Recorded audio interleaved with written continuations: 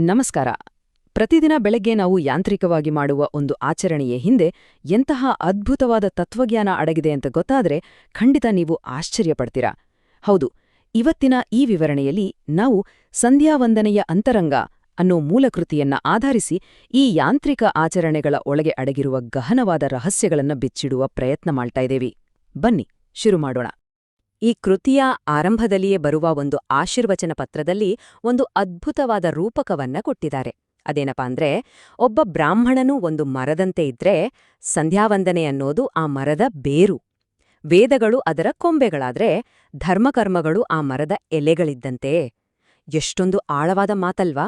ಅಂದ್ರೆ ಸಂಧ್ಯಾವಂದನೆ ಅನ್ನೋ ಭದ್ರವಾದ ಬೇರು ಇಲ್ಲದೆ ಜ್ಞಾನ ಮತ್ತು ಕರ್ಮಗಳೆಂಬ ಕೊಂಬೆ ಎಲೆಗಳು ಯಾವತ್ತೂ ಫಲ ಕೊಡೋದಕ್ಕೆ ಸಾಧ್ಯನೇ ಇಲ್ಲ ಅನ್ನೋದು ಇದರ ನೇರ ಅರ್ಥ. ಹಾಗಾದ್ರೆ ಇವತ್ತಿನ ಈ ವಿಶ್ಲೇಷಣೆಯಲ್ಲಿ ನಾವೇನೇನು ನೋಡಲಿದ್ದೀವಿ?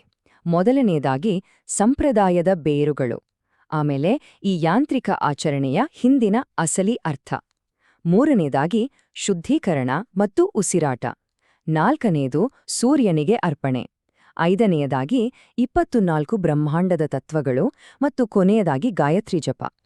ಕೇವಲ ಹೊರಗಿನ ಆಚರಣೆಗಳಿಂದ ಶುರುವಾಗಿ ಒಳಮನಸ್ಸಿನ ಆಳಕ್ಕೆ ಹೇಗೆ ಹೋಗ್ಬೋದು ಅನ್ನೋದನ್ನ ಈ ಹಂತಗಳು ನಮಗೆ ತೋರಿಸ್ಕೊಡ್ತವೆ. ಸರಿ, ಹಾಗಾದ್ರೆ ತಡ ಮಾಡೋದು ಬೇಡ, ನೇರವಾಗಿ ವಿಷಯಕ್ಕೆ ಬರೋಣ. ವಿಭಾಗ 1: ಸಂಪ್ರದಾಯದ ಬೇರುಗಳು. ಅಸಲಿಗೆ ಈ ಪ್ರಾಚೀನ ಆಚರಣೆಯ ಹಿನ್ನೆಲೆ ಏನು ಮತ್ತು ಇಂದಿನ ಆಧುನಿಕ ಯುಗದಲ್ಲಿ ಇದು ಎದುರಿಸ್ತಿರುವ ಸವಾಲುಗಳೇನು ಅನ್ನೋದನ್ನ ಮೂಲಪಠ್ಯ ಹೇಗೆ ವಿಶ್ಲೇಷಣೆ ಮಾಡಿದೆ ಅಂತ ಈಗ ನೋಡೋಣ. ಇಂದಿನ ದಿನಗಳಲ್ಲಿ ಈ ಸಂಧ್ಯಾವಂದನೆಯ ಆಚರಣೆ ಯಾಕಿಷ್ಟೊಂದು ಕಡಿಮೆ ಆಗ್ತಿದೆ ಅನ್ನೋದಕ್ಕೆ ಲೇಖಕರು ಕೆಲವು ಸ್ಪಷ್ಟವಾದ ಕಾರಣಗಳನ್ನ ಗುರುತಿಸಿದ್ದಾರೆ. ಮೊದಲನೇದು, ಉಪನಯನ ಆದ್ಮೇಲೆ ಮಕ್ಕಳಿಗೆ ಸರಿಯಾದ ಮಾರ್ಗದರ್ಶನನೇ ಸಿಗ್ತಾ ಇಲ್ಲ. ಇದರ ಜೊತೆಗೆ ಬೆಳಗ್ಗೆ ಎದ್ದ ತಕ್ಷಣ ಇಂಗ್ಲಿಷ್ ಕ್ಲಾಸಿಗೆ ಅಥವಾ ಸ್ಕೂಲಿಗೆ ಓಡ್ಬೇಕಾದ ಆತುರದಲ್ಲಿ ಈ ಆಚರಣೆಗಳು ಮೂಲೆಗುಂಪಾಗ್ತಿವೆ.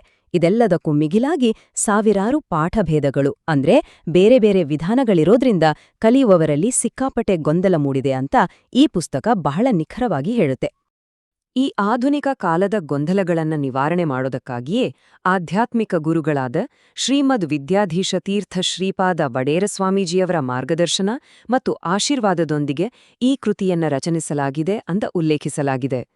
ಪರಂಪರೆಯ ಆಶೀರ್ವಾದ ಮತ್ತು ಭಕ್ತಿ ಈ ಕೃತಿಯನ್ನ ಹೇಗೆ ಮುನ್ನಡೆಸಿದೆ ಅನ್ನೋದನ್ನ ಇಲ್ಲಿ ನಾವು ಗಮನಿಸಬಹುದು. ಈಗ ಮುಂದಿನ ಹಂತಕ್ಕೆ ಹೋಗೋಣ. ವಿಭಾಗ 2: ಯಾಂತ್ರಿಕತೆಯ ಹಿಂದಿನ ಅರ್ಥ.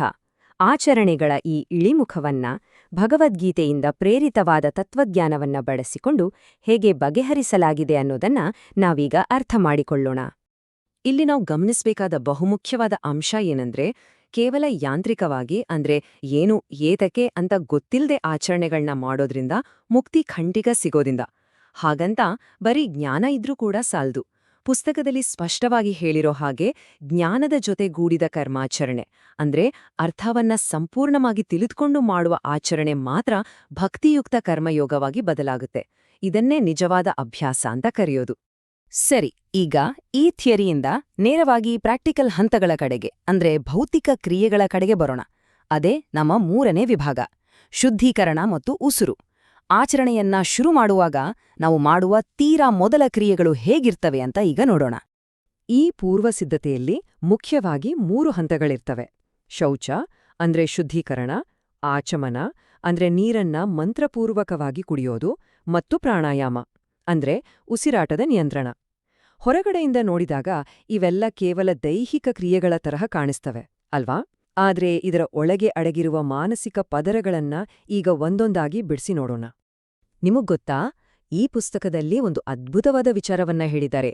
ಪ್ರಾಣಾಯಾಮ ಅಂದ್ರೆ ಕೇವಲ ಉಸಿರಾಟದ ವ್ಯಾಯಾಮ ಮಾತ್ರ ಅಲ್ಲ. ಪ್ರಾಣಾಯಾಮದ ಮೂಲಕ ನಾವು ದಿನನಿತ್ಯ ಮಾಡುವ ಸಾಮಾಜಿಕ ಮತ್ತು ಮಾನಸಿಕ ತಪ್ಪುಗಳಿಗೆ ಆಂತರಿಕವಾಗಿ ಕ್ಷಮೆ ಕೇಳ್ತೀವಿ. ಅಂದ್ರೆ ಸುಮ್ನೆ ಸಮಯ ವ್ಯರ್ಥ ಮಾಡಿದ್ದು, ಸಮಾಜದಲ್ಲಿ ನಮಗಾದ ಅಪಮಾನ ಅಥವಾ ಸನ್ಮಾನಗಳಿಂದಾದ ಮಾನಸಿಕ ತೊಳಲಾಟ, ಮಕ್ಕಳು ಮಾತ್ ಕೇಳ್ದಿದ್ದಾಗ ಬಂದಂತಹ ಕೋಪ ಅಥವಾ ಪೂಜೆಯಲ್ಲಿ ಆದಂತಹ ತಪ್ಪುಗಳು, ಈ ಎಲ್ಲವನ್ನೂ ಪ್ರಾಣಾಯಾಮದ ಮೂಲಕ ದೇವರಿಗೆ ಸಮರ್ಪಿಸಿ ಪ್ರಾಯಶ್ಚಿತ್ತ ಕೇಳ್ತೀವಿ ಅನ್ನೋದು ನಿಜಕ್ಕೂ ಎಂಥವರನ್ನಾದ್ರೂ ಬೆರಗುಗೊಳಿಸುವ ವಿಚಾರ, ಹೌದಲ್ವಾ? ಈ ಆಂತರಿಕ ಶುದ್ಧೀಕರಣದ ನಂತರ ನಮ್ಮ ಗಮನ ಬ್ರಹ್ಮಾಂಡದೊಂದಿಗಿನ ಸಂಪರ್ಕದ ಕಡೆಗೆ ಹರಿಯುತ್ತೆ. ಅದೇ ವಿಭಾಗ 4: ಸೂರ್ಯನಿಗೆ ಅರ್ಪಣೆ. ಈ ಹಂತದಲ್ಲಿ ಬರೋದೇ ಸಂಕಲ್ಪ ಮತ್ತು ಅರ್ಘ್ಯ ಪ್ರದಾನ. ಸಂಕಲ್ಪದ ಮೂಲಕ ನಾವು ನಿರ್ದಿಷ್ಟ ಕಾಲ ಮತ್ತು ದೇಶವನ್ನ ಸ್ಮರಿಸ್ತಾ ಸೂರ್ಯದೇವರಿಗೆ ನೀರಿನ ಅರ್ಘ್ಯವನ್ನ ಸಮರ್ಪಿಸ್ತೀವಿ. ನಮ್ಮ ಕಾಲಾತೀತವಾದ ದೋಷಗಳನ್ನ ಸರಿಪಡಿಸ್ಕೊಳ್ಳೋದಕ್ಕೆ ಮತ್ತು ಭಗವಂತನನ್ನ ಗೌರವಿಸೋದಕ್ಕೆ ಈ ಪ್ರಕ್ರಿಯೆಯನ್ನ ಎಷ್ಟು ಅದ್ಭುತವಾಗಿ ವಿನ್ಯಾಸಗೊಳಿಸಲಾಗಿದೆ ಅನ್ನೋದನ್ನ ಲೇಖಕರು ಇಲ್ಲಿ ಬಹಳ ಸ್ಪಷ್ಟವಾಗಿ ವಿವರಿಸಿದ್ದಾರೆ. ಈಗ ಈ ಇಡೀ ವಿಶ್ಲೇಷಣೆಯ ಅತ್ಯಂತ ಕುತೂಹಲಕಾರಿ ಘಟ್ಟಕ್ಕೆ ನಾವು ಬಂದಿದ್ದೀವಿ. ಈ ಆಚರಣೆಯ ಅತ್ಯಂತ ವಿಸ್ಮಯಕಾರಿ ಮತ್ತು ಗಣಿತೀಯವಾಗಿ ನಿಖರವಾದ ವಿಭಾಗ. ಅದೇ ವಿಭಾಗ 5, 24 ಬ್ರಹ್ಮಾಂಡದ ತತ್ವಗಳು. 24. ಹೌದು, ಇದು ಕೇವಲ ಒಂದು ಸಂಖ್ಯೆಯಲ್ಲವೇ ಅಲ್ಲ.